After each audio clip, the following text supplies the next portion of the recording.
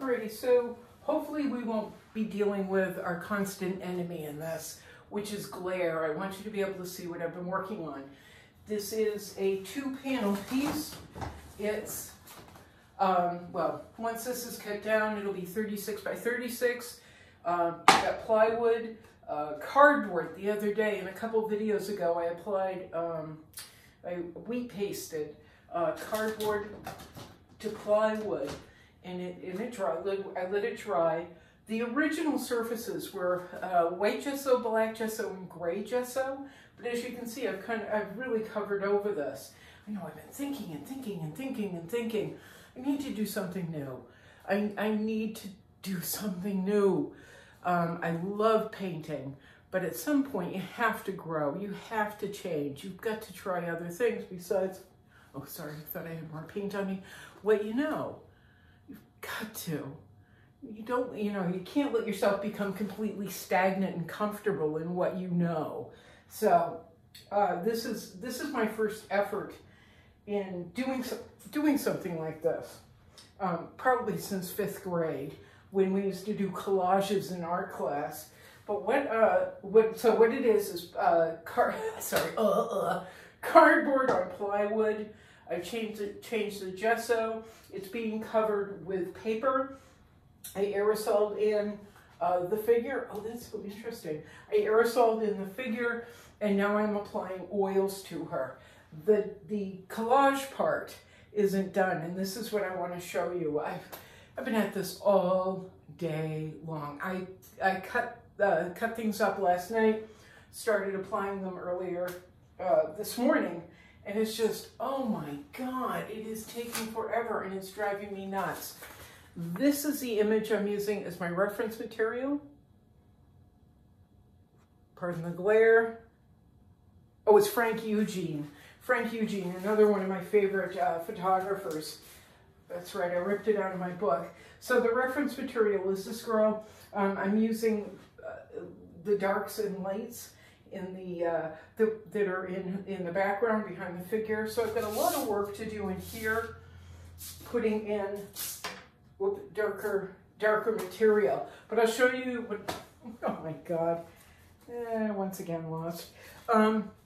The pieces that I'm collaging on, the paper that I'm collaging on, are actually from old prints of mine.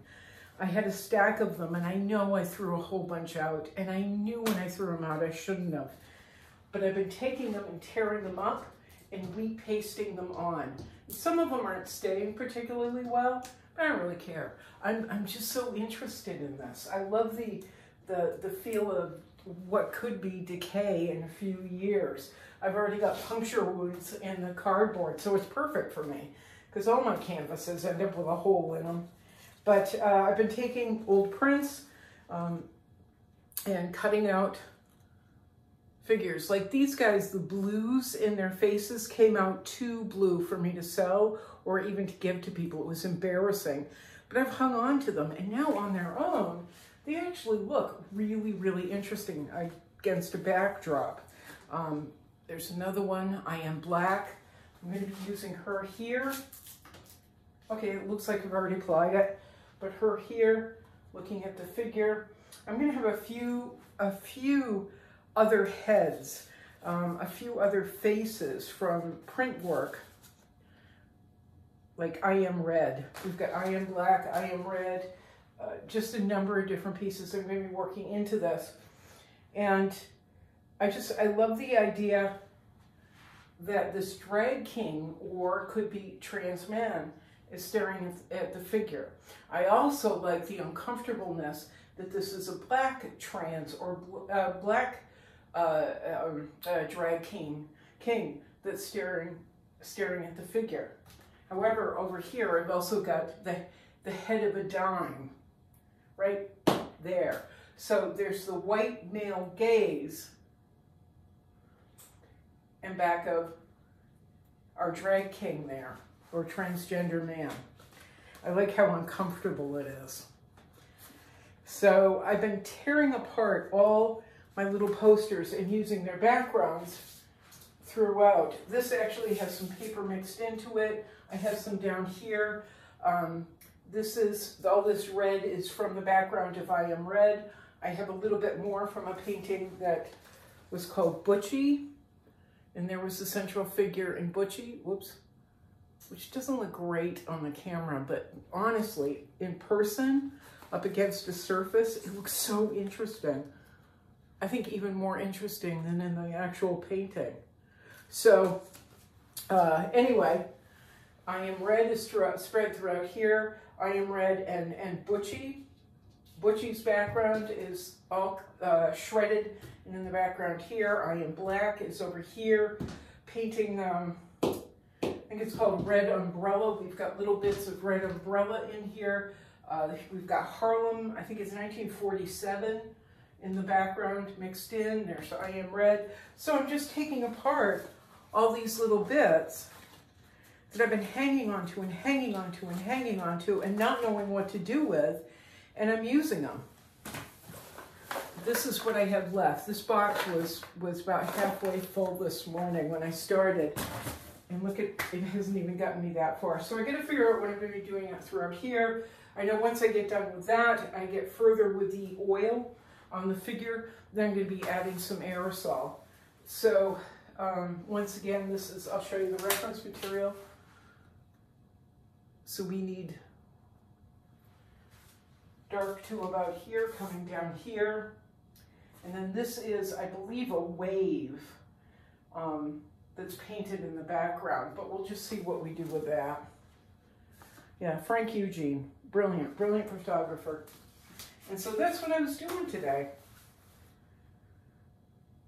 And I'm pretty excited about it. Once again, it's more wheat pasting. And I'm surprised that it's drying. Oh, it's cracking too. That's so neat. Check. Oh no, that's actually beaded. I was surprised that it was drying at all because this is glossy print paper. So I was half expecting the wheat paste, because it's mixed with water, to beat up and they just, you know, they don't adhere. But they are adhering, and the oil paint is adhering sort of to the glossy paper as well. So that's what I'm doing today. But I think I'm going to go get some dinner and take a little break, because it has been an all day ordeal. All right? Hope you're well. Oh, don't forget TEEPUBLIC.